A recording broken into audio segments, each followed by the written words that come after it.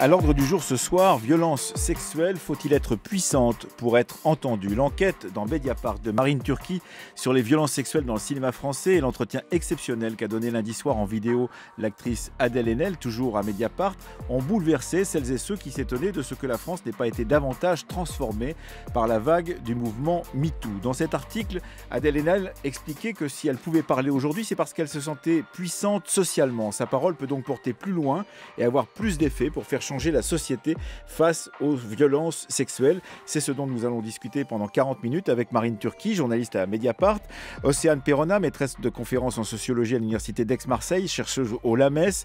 Votre thèse portait sur les enquêtes policières dans les affaires de violences sexuelles. Sandrine Rousseau est également avec nous, elle est économiste, présidente de l'association Parler et vice-présidente de l'université de Lille. Et Manon Garcia est avec nous au téléphone depuis les États-Unis car elle est chercheuse à la Society of Fellows de Harvard. En fait, aujourd'hui, c'est une responsabilité pour moi.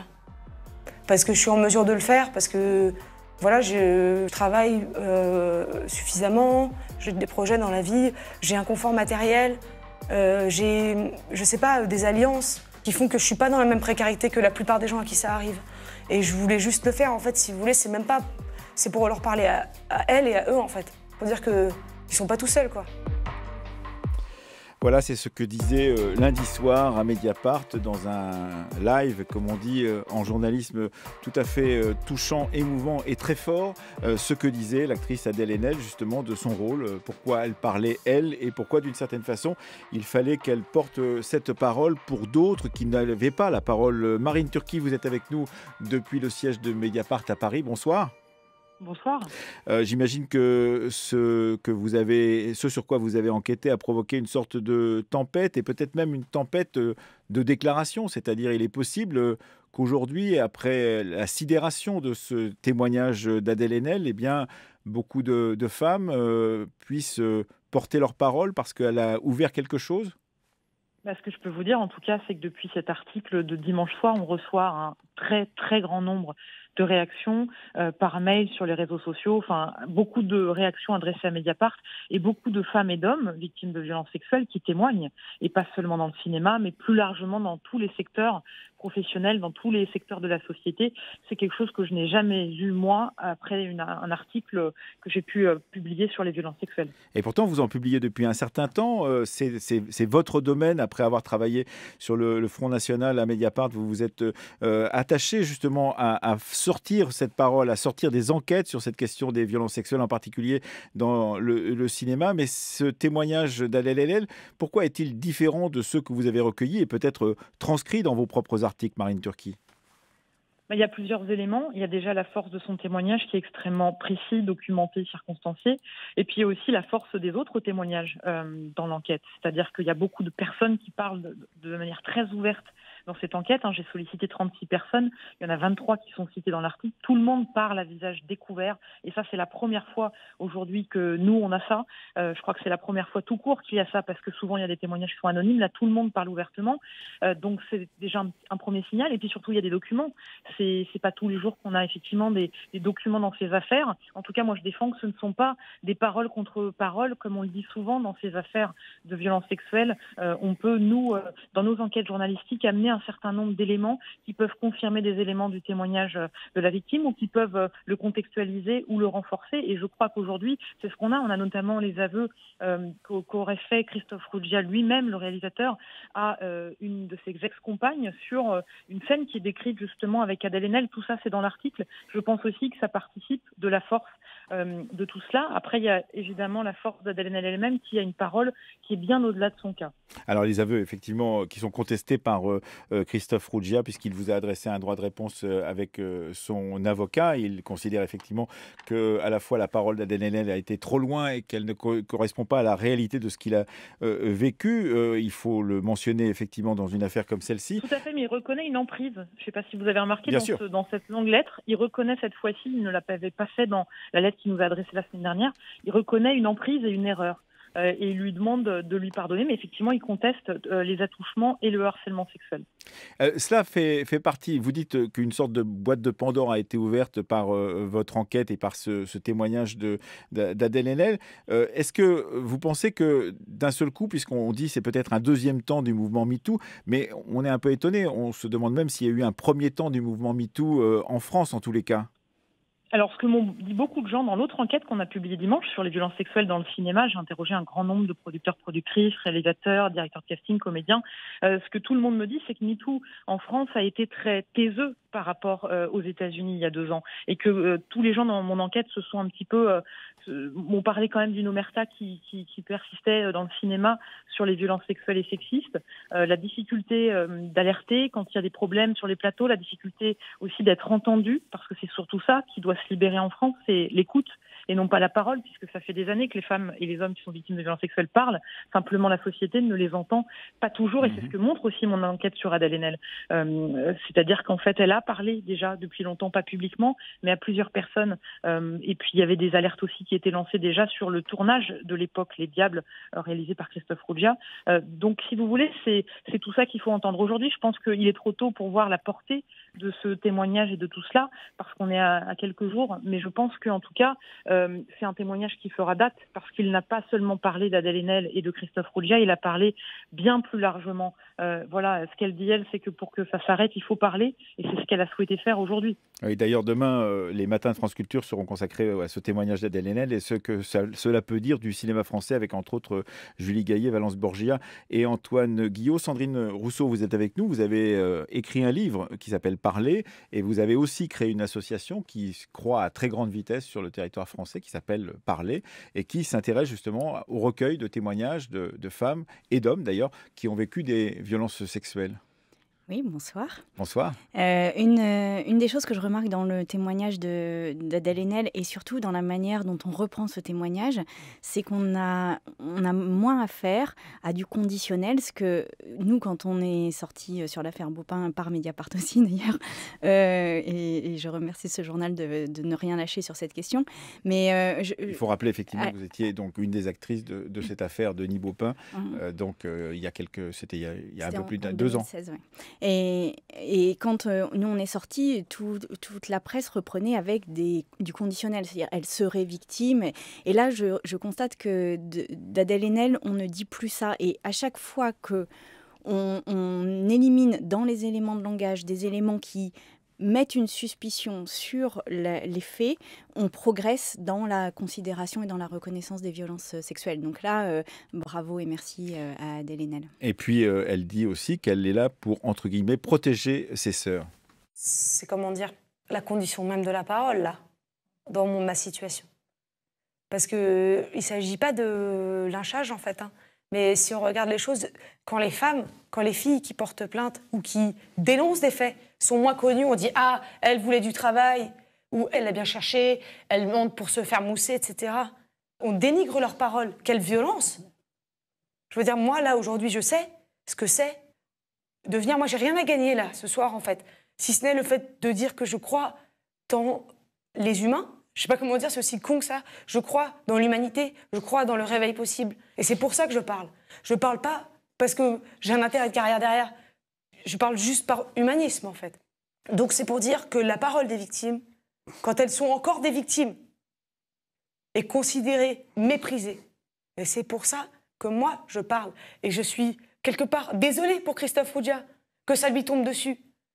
Mais genre, si moi, là, je me dis, je peux abriter mes sœurs, en fait, qui sont tellement plus précaires. Donc voilà pourquoi je prends la parole et pourquoi il était nécessaire que je sois plus connue que finalement mon agresseur, quoi. Sandrine Rousseau, puis ensuite Océane Perrona, c'est important justement ce statut de la parole, c'est-à-dire le statut qu'a celui ou qu'a celle qui parle, c'est-à-dire un statut social plus élevé, qui lui permet justement de dire des choses plus fortes peut-être, ou plus entendues par les médias aussi peut-être, ou par les gouvernants. Les violences sexuelles, c'est un abus de pouvoir. C'est-à-dire c'est un rapport de pouvoir et c'est un abus de ce pouvoir. Et donc évidemment que quand on est encore en deçà et quand on subit le pouvoir, c'est beaucoup plus difficile de parler que quand on est en situation de pouvoir être indépendante. Et d'ailleurs, tous les témoignages que j'ai relus depuis hier disent ça, c'est-à-dire que toutes les femmes qui ont parlé, y compris dans le cadre de MeToo, disent « mais je suis sortie de cette entreprise, maintenant j'ai quitté le domicile familial et le fait de ne plus être sous cette emprise permet de parler plus sereinement. » Après, là, en France, il n'y a jamais eu d'homme un peu connu qui ait été condamné pour violence sexuelle.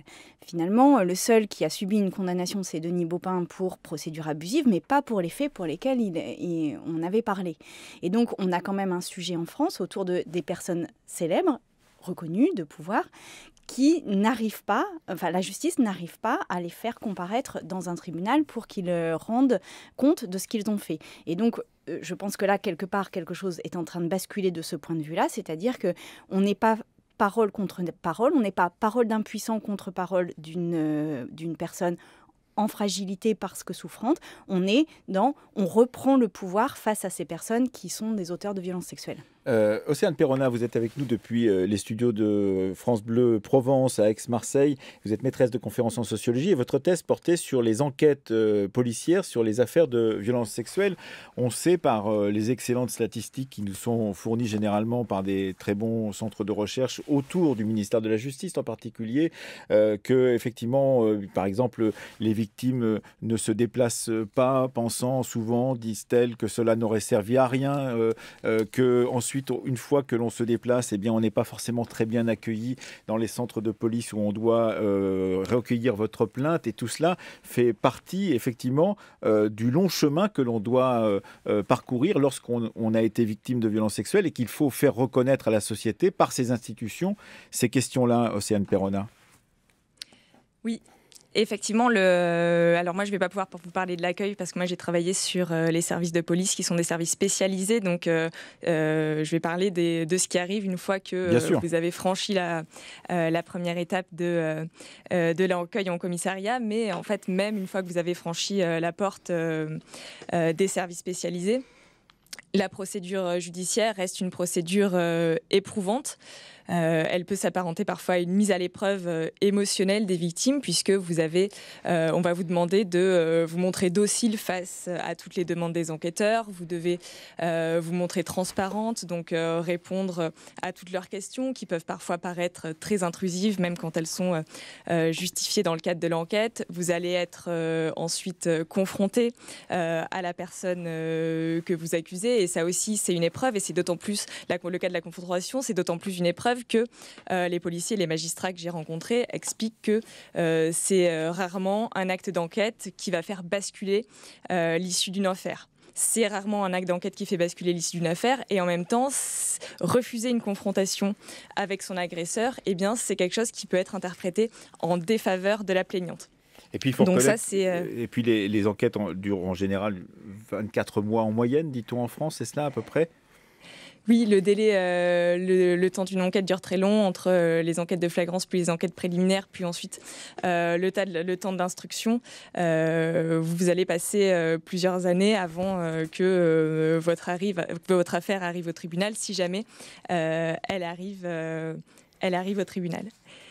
Et si c'est possible, j'aimerais réagir aussi à ce qu'a dit Adèle Haenel quand elle parlait de la question de sa position sociale. Elle a dit quelque chose d'intéressant aussi dans l'interview qu'elle a donnée à Mediapart, c'est qu'elle rappelle qu'elle est puissante, mais elle est puissante notamment comparée à Christophe Roudia. Oui, c'est-à-dire qu'elle est plus puissante que celui qui a commis les actes sur elle-même lorsqu'elle était très jeune. Exactement. Et en fait, ça me semble important de rappeler que dans les affaires de violences sexuelles, les policiers et puis les magistrats, ils ne jugent pas uniquement une plaignante. Tout ne dépend pas du statut de la plaignante. C'est toujours, si vous voulez, c'est toujours un jugement qui est porté sur un binôme, c'est-à-dire un jugement qui est porté sur une plaignante par rapport à un mis en cause. Manon Garcia, vous êtes avec nous depuis Harvard où vous enseignez. Vous êtes philosophe, chercheuse à la Society of Fellows de Harvard, et vous avez écrit l'année dernière « On ne n'est pas soumise, on le devient ». Vous vous intéressez à la question de la zone grise du consentement. J'imagine que le témoignage d'Adèle Haenel vous a également intéressé dans ce qu'elle disait sur le temps qui était nécessaire pour pouvoir sortir de l'emprise, pour pouvoir accepter même qu'on avait été pris par son agresseur, et donc sortir de ce moment-là, cela vous intéresse considérablement en tant que philosophe, j'imagine, Manon Garcia? Oui, évidemment, bonsoir. C'est vrai que pour moi, ce qui est très intéressant dans cette histoire, c'est aussi comment on établit le consentement ou le non-consentement. Et en fait, c'est là l'immense force de l'enquête de Mediapart, c'est que en ayant ces 36 personnes qui parlent à visage découvert, en ayant ces sources écrites, ils sont en capacité de mettre, enfin Marine Turki est en capacité de mettre en cause cette espèce de vision des accusations de violences sexuelles comme étant parole contre parole. Et c'est vrai qu'on ne lit pas du tout le démenti de Christophe Ruggia de la même façon aujourd'hui qu'on a lu beaucoup de démentis. C'est-à-dire qu'on a envie de lui dire, bon, en fait, là, il y a 36 personnes plus des sources écrites. Comme disait Sandrine Rousseau, on n'utilise plus le conditionnel. Donc ça, c'est très intéressant sur ce que c'est que le consentement, comment on fait reconnaître un consentement ou une absence de consentement. Et ça montre d'une certaine manière les limites de la justice qui sont des limites pour des raisons politiques. C'est-à-dire que, comme disait... Vous voulez dire que la justice est trop patriarcale, comme certains l'ont dit justement à cette occasion? En tout cas, c'est ce que dit Adèle Haenel, et je pense que c'est la raison pour laquelle la réaction de Nicole Belloubet, la ministre de la Justice, a été si mise en cause. C'est que Adèle Haenel, elle montre qu'en fait, Mediapart est plus capable de faire une enquête sur ce qui s'est passé que le système judiciaire, ou en tout cas peut-être parce que le temps de la justice permet ça. Mais moi, ce que je voulais aussi, comme Océane Peronna, revenir sur cette question de la puissance, puisque c'est le thème de cette émission. Et je pense qu'en effet, il faut voir la dimension très politique de ce que fait Adèle Haenel, c'est-à-dire que d'une part, elle s'inscrit quand même dans un mouvement féministe de longue durée en disant, voilà, mon personnel est politique, ce qui est quand même le grand slogan du féminisme. Depuis les années 70 au moins, oui. Voilà, depuis les années 70 au moins, mais elle montre aussi que elle est peut-être la seule aujourd'hui en France, enfin elles sont très peu nombreuses, les femmes qui peuvent porter une voix aussi claire. Adèle Haenel, personne ne peut arrêter de l'inviter. Personne ne peut arrêter de la faire tourner. C'est l'actrice peut-être la plus bankable en ce moment. Alors que ce qu'on voit quand même, c'est que Christophe Ruggia, il n'est pas du tout bankable, mais j'utilise le vocabulaire du monde du cinéma justement sur ces questions-là. Mais ce qu'on voit, c'est que quand même, par exemple, Frédéric Bonneau, qui est à la tête de la Cinémathèque française, a pris très fortement position pour Roman Polanski, pour toute une série d'hommes mis en cause. Il n'est pas le seul d'ailleurs autour de Roman Polanski. Bien sûr, mais sauf que c'est le directeur de la Cinémathèque française. Donc vous imaginez bien qu'il n'y a que Adèle Haenel qui peut se permettre de dire à la Cinémathèque française, si vous ne montrez plus mes films, les films dans lesquels je joue, ça vous regarde. Mais ça va faire de la Cinémathèque française un endroit ridicule. Alors que toutes les autres femmes, parce que je veux dire, Marine Turki, elle a aussi montré ce qui se passe avec Luc Besson en ce moment. Gérard Depardieu a été mis en cause. Il y a beaucoup d'hommes qui sont mis en cause. Et le monde du cinéma français, moi j'y ai grandi pour des raisons personnelles, mais c'est quand même, toutes les femmes ne parlent que de ça. De quel homme il faut se méfier, avec qui on ne peut pas être dans une pièce toute seule, etc. Et là, il y a un différentiel de pouvoir qui permet à Adèle Haenel de prendre la parole, mais il va falloir trouver des solutions pour que ce soit pas que quand on est la plus grande actrice du moment qu'on puisse parler. C'est la question. Sandrine Rousseau voulait prendre la parole, et puis Océane Peronna. Oui, sur la justice, je voulais revenir sur la justice, parce que ce qu'on entend le plus parmi les femmes qui sont victimes de violences sexuelles, mais aussi parmi les hommes, c'est la peur. Elles ont peur d'aller en justice. Et je me dis que quand on a peur d'aller en justice, c'est que la justice protège les dominants. Sinon, la justice est là pour protéger les faibles. Et en matière de violences sexuelles, ça n'est pas le cas. C'est-à-dire qu'aujourd'hui, on constate que tout profite à l'accusé, en fait. Tout. Et quand on parle de la présomption d'innocence, elle a un dos extrêmement large, la présomption d'innocence, parce que tout petit détail dans l'enquête peut favoriser l'agresseur.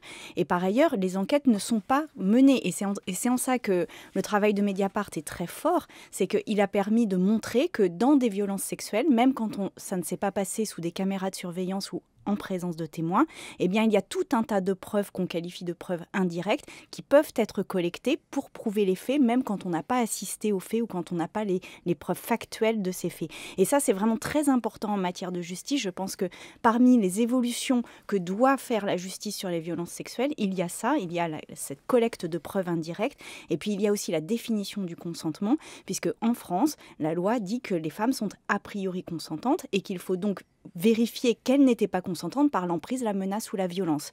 En Suède, par exemple, on parle de rapports sexuels qui doivent être librement consentis, ce qui n'est pas du tout pareil parce qu'on n'a pas à qualifier l'emprise, la menace ou la violence. Et là, on voit bien que si on parlait de rapports librement consentis, on aurait zéro problème à prouver l'absence de liberté dans le consentement. Il faut rappeler effectivement à nos auditeurs que Sandrine Rousseau, que le parquet a ouvert une enquête justement pour agression sexuelle sur ces révélations de Marine Turki et de Adèle Haenel. Océane Peronna et Marine Turki. Océane Peronna. Oui, je voulais revenir sur la question de l'action de la justice pénale dans les affaires de viol. Je pense que, en tout cas, la réaction d'Adèle Haenel et son refus de s'adresser à la justice, c'est quelque chose qui est très révélateur d'un problème qu'a la justice pénale. C'est la justice pénale juge des cas individuels. Dans quelle mesure est-ce qu'elle peut être utilisée pour renverser des rapports de pouvoir et des rapports sociaux? Parce qu'elle ne juge pas des groupes, elle juge des individus. Donc ça, c'est un problème sur lequel la justice pénale Mais il y a bien un corpus de pensée, un corpus législatif autour, derrière les jugements individuels, c'est-à-dire une pensée globale. Et c'est là où certains disent que cette justice est trop patriarcale, par exemple. Oui, c'est vrai, c'est intéressant. Et il y a plein de débats parmi des juristes sur le droit, la manière de bien définir le viol dans la loi pénale pour que il puisse être bien reprimé. La question de l'intégration, même la question de la mention du consentement, elle fait aussi débat au sein de la théorie féministe du droit. Mais je voulais aussi revenir sur... je voulais juste rappeler que même si l'action de la justice pénale dans les affaires de viol, elle reste très perfectible, en 2015, la moitié des affaires qui sont jugées aux assises, c'est des affaires de viol. Donc... c'est quand même les violences sexuelles sont une matière qui occupe beaucoup la justice pénale et à minima les juridictions. Les juridictions d'assises. Marine Turki, Marine Turki, je vous redonnerai la parole ensuite, Océane Peronna. Marine Turki. Oui, je voulais rebondir, pardonnez-moi, sur ce qui concerne la puissance. Moi, ce que j'ai constaté dans cette enquête par rapport aux autres enquêtes que j'ai menées, notamment dans le monde du cinéma, c'est que personne dans cette enquête, à l'exception de Christophe Rodia évidemment, ne m'a dit Adèle Haenel, elle ment. Adèle Haenel, elle dit n'importe quoi, ou on pense qu'elle dit ça parce que telle raison. Ce que j'entends dans les autres enquêtes. J'ai enquêté pendant des mois sur Luc Besson. J'ai entendu mais telle femme dit ça parce qu'en fait elle n'a pas eu le rôle, ou telle femme dit ça parce qu'elle veut de la publicité ou se faire mousser. Et ça, on l'entend beaucoup. C'est-à-dire que c'est une sorte de présomption de mensonge qui pèse beaucoup sur les femmes qui prennent la parole. Là, je ne l'ai pas eu et ça m'a interpellée. Je me suis dit que c'était évidemment dû en premier lieu à la puissance aujourd'hui d'Adèle Haenel. Mais ça m'a beaucoup questionné, si vous voulez. Et c'est évident que le fait que le deuxième facteur, c'est effectivement le statut de Christophe Rodia. Il est peu connu, il est moins puissant, par exemple, que Luc Besson. D'ailleurs, il aurait été, s'il était plus puissant, au courant de mon enquête, je pense assez vite. Peut-être qu'il aurait tenté d'entraver cette enquête ou de réagir, de mener une contre-attaque. Vous voyez, ce genre de choses que moi j'ai vu dans d'autres enquêtes. Aujourd'hui, je n'ai pas du tout vu ça. Mais ce que je veux vous dire aussi, c'est que j'ai fait sur cette enquête ce qu'on a fait à Mediapart sur l'affaire Luc Besson. J'ai travaillé pendant des mois sur Luc Besson. On avait travaillé pendant quasiment un an à plusieurs personnes. On avait publié beaucoup de témoignages. Il y avait aussi des documents, il y avait des choses. Et pourtant, cette enquête a eu zéro résonance médiatique. Et d'ailleurs, Arrêt sur Image, j'avais fait un article pour l'expliquer. Ce silence qui a entouré l'affaire Luc Besson. Je me souviens avoir en janvier demandé des réactions dans le monde du cinéma français à cette affaire. Il y avait quand même 9 femmes qui témoignaient, et puis beaucoup d'autres témoins. Donc au total, ça c'est beaucoup de gens. Et la réponse c'était non, mais je vois pas pourquoi j'aurais à commenter ça. C'est la justice qui fera son travail, etc. Aujourd'hui, les mêmes acteurs qui m'ont répondu ça il y a 8 mois postent des photos d'Adèle Haenel sur les réseaux sociaux et la défendent. Donc si vous voulez, ça m'interpelle. Est-ce que ça dénote d'un changement de mentalité ou est-ce que c'est parce que elle est connue? C'est une vraie question que je me pose. En tout cas, mon enquête sur Luc Besson, notre enquête sur Luc Besson, elle n'était pas moins efficace que celle qu'on a publiée sur Christophe Roudia. Qui a eu effectivement beaucoup plus d'écho médiatique depuis dimanche que celle sur Luc Besson. Vous l'avez noté. Manon Garcia, vous vouliez réagir?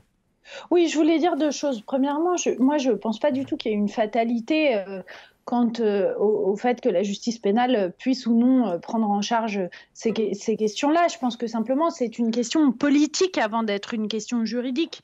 Et que c'est en ces termes que Adèle Haenel a posé le problème quand elle dit que ce qu'il faut, c'est ouvrir une discussion. Et moi, je pense que c'est aussi intéressant parce que en arrière-plan, ce qui est là aussi, c'est de dire le but des femmes qui parlent pour MeToo, c'est pas juste d'envoyer tout le monde en prison.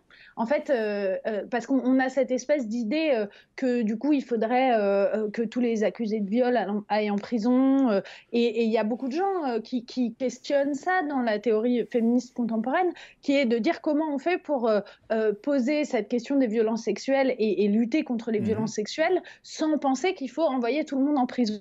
Oui, donc ça, je pense que c'est très fort. Très intéressant ce que dit Adèle Haenel sur la dimension vraiment politique.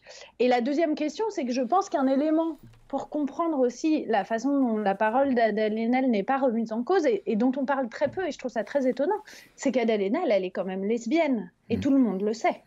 Et que du coup, non seulement elle est lesbienne, mais en plus, elle fait partie de ces femmes qui ne surjouent pas la féminité, et c'est très rare chez les actrices.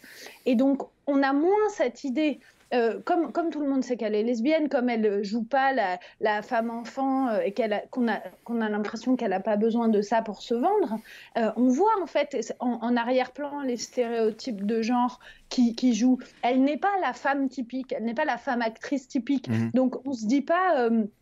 elle a tout fait pour qu'il lui saute dessus, elle devait être aguicheuse, etc. Parce qu'elle est par définition la femme pas aguicheuse. Et c'est pour ça, je ne sais pas si vous avez vu, mais il y avait une dépêche de l'AFP aujourd'hui qui la décrivait comme une jolie blonde au caractère affirmé. Enfin, un truc. Et sur Adèle Haenel, ça nous choque encore plus que si on fait ça sur, je ne sais pas, Isabelle Huppert ou des femmes qui apparaissent vraiment comme des femmes désirables pour des hommes, ou en tout cas qui s'occupent d'être désirées par des hommes. Sur cette question, Sandrine Rousseau, quand on dit c'est une affaire politique, comme le dit Manon Garcia, c'est vrai que quand Adèle Haenel dit dans son entretien c'est possible de faire autrement société, c'est bien aussi pour les bourreaux, dit-elle. Et ça, on pourrait faire une belle société, effectivement, c'est vraiment... Ça va bien au-delà dans la pensée globale de simplement une volonté de poursuivre son agresseur en justice, etc. Mais vous pensez, vous, que la question sur laquelle vous n'êtes pas forcément d'accord avec Adèle Haenel, c'est justement cette question de la justice? Je trouve que... je ne sais pas comment l'exprimer, mais dans ce que dit Adèle Haenel, elle dit « je parle pour les autres ». Et je parle pour celles qui n'ont rien, pour celles qui n'ont pas de voix, pour celles qui n'ont pas de micro, pour celles qui ne peuvent rien. Et finalement, celles qui n'ont pas de micro, celles qui ne peuvent rien, qu'est-ce qu'elles ont comme recours ? Le seul recours qu'elles ont, c'est la justice. Et c'est en ça que moi je trouve que quand on a la parole publique, quand on a justement ce pouvoir, quand on est Adèle Haenel ou quand nous, par exemple, on était plusieurs à pouvoir parler ensemble, eh bien je trouve qu'on a aussi une forme de responsabilité, dans l'affaire Beaupin, on a aussi une forme de responsabilité à aller ouvrir des voies de justice pour les autres. Par exemple, dans l'affaire Beaupin, c'est la première fois qu'il y avait une condamnation pour procédure abusive.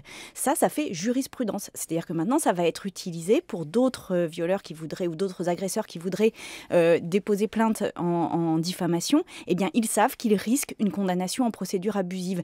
Et ça, c'est vraiment des choses, à mon sens, pour mener le combat jusqu'au bout. Et j'entends bien que la justice, ça n'est pas un lieu de combat politique, c'est un lieu de jugement de cas, mais aujourd'hui, la force de ce mouvement des femmes, c'est justement de pouvoir y aller ensemble, nombreuses, et de dire maintenant vous êtes obligés de regarder et de juger nos affaires correctement. Et d'ailleurs, dans ces groupes qui sont constitués autour de cette association Parler, dont vous êtes la présidente et que vous avez créée, Sandrine Rousseau, au bout du compte, une fois que les femmes commencent à parler entre elles, elles vont en justice ? Je suis très surprise du nombre de femmes qui finissent par aller en justice après plusieurs réunions parlées. Et j'ai même vu des femmes dont les affaires étaient prescrites depuis plusieurs années, qui ont écrit au procureur, qui ont été convoquées par lui parce que, rappelons-le, mais un homme qui fait ça le fait plusieurs fois, c'est-à-dire qu'il a un mode opératoire. Et donc, elles ont été convoquées par le procureur pour livrer leur témoignage et pour accréditer d'autres enquêtes. Et ça, c'est une libération pour les femmes. Mais moi, je voudrais qu'on prenne des photos de ces femmes avant et après pour montrer à quel point elles ont revécu, ou du moins vécu une autre étape de leur vie grâce à ces procédures. Oui. Océane Perrona. Oui, je voulais réagir notamment à propos de Sandrine Rousseau. Je suis parfaitement d'accord avec l'idée que la justice pénale, ça peut être le seul recours des personnes qui ça peut être le seul recours des plus faibles. Et d'ailleurs, j'ai étudié un échantillon d'environ 500 procédures dans le service de police judiciaire dans lequel j'ai enquêté. Et en fait, les catégories supérieures sont sous-représentées. Les catégories qui sont surreprésentées, donc qui sont beaucoup plus nombreuses, ça va être les femmes qui parmi les victimes, ça va être les femmes qui sont sans emploi, les employés, mais en revanche, celles qui vont être sous-représentées, qu'on va trouver beaucoup moins souvent, c'est les cadres. Parce que les cadres n'utilisent pas la justice pénale. C'est-à-dire, quels sont les autres moyens justement pour une cadre qui se trouve dans cette situation d'agression sexuelle de faire reconnaître justement ce qui lui est arrivé, si elle n'utilise pas la justice pénale? Eh ben, elle va peut-être avoir accès, je ne sais pas, à une aide plus facilement, à une aide psychologique par exemple. On peut imaginer qu'elle va trouver de l'écoute là-bas. Peut-être que professionnellement, elle a aussi plus de moyens pour se sortir d'une situation qui est dangereuse pour elle par ses propres moyens. Il y a moins de dépendance, qu'elles ont peut-être aussi moins de dépendance économique vis-à-vis de leur conjoint, donc elles ont plus de facilité à partir. Enfin, on peut, pour l'instant, ça c'est évidemment c'est des suppositions, mais ça peut être des pistes d'explication. Elles sont plus autonomes et indépendantes et donc elles vont avoir moins besoin peut-être de faire appel à la justice. La deuxième chose que j'aimerais ajouter, c'est toujours sur la question de la puissance. En fait, le statut social des plaignantes, en tout cas, c'est pas ce qui va expliquer le traitement judiciaire de l'affaire. Une fois que l'affaire roule et qu'elle est traitée par les services spécialisés, vous n'allez pas avoir plus de classements. Vous n'allez pas avoir, par exemple, plus de classements sans suite si vous êtes sans emploi ou si vous êtes employé. Ce qui va déterminer la probabilité que l'affaire soit classée sans suite, c'est la relation que vous avez avec le mis en cause. Et si vous connaissez le mis en cause, et plus encore si vous êtes sa compagne ou son ex-compagne ou son amante ou une partenaire sexuelle occasionnelle, là vous avez beaucoup plus de chances que l'affaire soit classée sans suite que si la personne que vous mettez en cause est un parfait inconnu pour vous. Et ça va jouer quel que soit votre statut social. Manon Garcia, en tant que plaignante. Manon Garcia, vous nous écoutez depuis les États-Unis. Ce qui est très intéressant dans ce que dit aussi Adèle Haenel dans son témoignage à Mediapart, c'est qu'elle dit que les agresseurs peuvent se raconter toute une histoire romantique au sujet d'un truc qui n'est pas du romantisme, au sujet d'une oppression, dit-elle. C'est-à-dire, c'est effectivement toute la trame mentale, pourrait-on dire, tout l'imaginaire social qu'elle remet en cause en disant si on se raconte ces histoires et si les agresseurs se racontent ces histoires, c'est parce qu'ils se racontent une histoire qu'ils se sont inventée mais qui leur a été transmise aussi par leur père, pourquoi pas par leur mère, par leur cousine, par des récits qui d'une certaine façon sont des récits qui nourrissent nos imaginaires sociaux. Oui, et je pense que, par exemple, le travail d'Iris Bray là-dessus est très intéressant. Iris Bray qui intervenait aussi dans ce débat de Mediapart. Voilà, dans le live Mediapart, et je pense que c'est vraiment intéressant de regarder aussi ce que dit Iris Bray, parce que ce qu'elle montre dans son travail et ce que d'autres ont montré, c'est la façon dont le cinéma, par exemple, nous conduit à avoir cette érotisation de la domination, cette idée que, en fait, souvent des rapports sexuels non consentis à écrans sont présentés comme vraiment le summum du romantisme. Moi, ça m'a fait cet effet-là dans mes enseignements. Je montre À bout de souffle à mes étudiants et je l'ai fait 2 ans de suite. À bout de souffle, aujourd'hui, c'est très compliqué parce que la présentation de l'amour qu'il y a entre les protagonistes, selon Jean-Luc Godard, est quand même faite d'agressions sexuelles et d'atteintes sexuelles. Jean-Paul Belmondo et Jane Seberg, oui. Voilà, et quand même, il y a cette scène où elle le repousse et il lui met la main dans la culotte.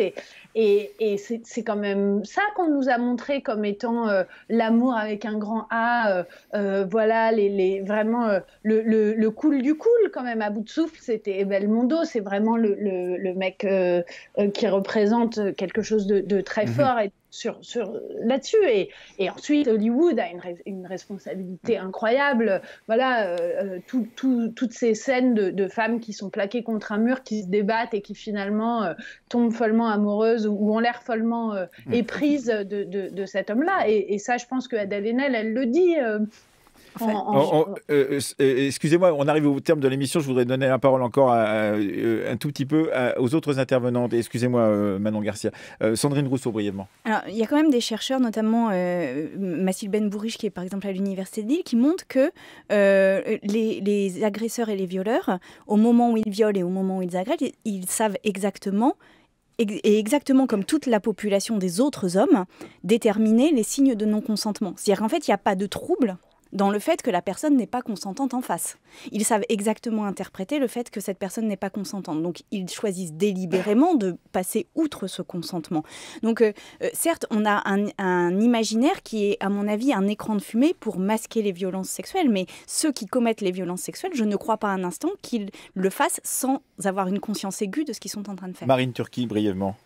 Oui, je voulais rebondir sur la culture du viol. Il y a effectivement tout ça, toutes ces images qui sont véhiculées, mais il y a aussi les points de vue. Il y a très peu de points de vue en fait de victimes de femmes aujourd'hui dans la littérature et dans les films encore. Lolita, c'est un très bon exemple. On a mis 70 ans à avoir le point de vue de Lolita dans un livre qui est sorti le mois dernier. Ça fait 70 ans qu'on n'avait que le point de vue de l'homme, de l'agresseur justement. Donc c'est très intéressant, je trouve, et très révélateur. Et ça aussi, ça doit changer. Merci à vous, Marine Turki. Merci également à Océane Perouana et nos confrères de France Bleu Provence qui l'ont accueilli dans ses studios à Aix-Marseille. Je rappelle que votre thèse portait sur les enquêtes policières dans les affaires de violences sexuelles. Merci à Manon Garcia d'avoir été avec nous depuis les États-Unis où elle enseigne. Elle est chercheuse en philosophie à la Society of Fellows de Harvard. Et merci à vous, Marine Turki, ainsi qu'à Sandrine Rousseau d'être venue. C'était le temps du débat. Chloé Cambrelin, Rémi Baille, Fanny Richer, Hugo Boursier, Louise André à la vidéo, Swat Boukorza, à la technique Clément Daté avec nous, à la réalisation Anna Bui.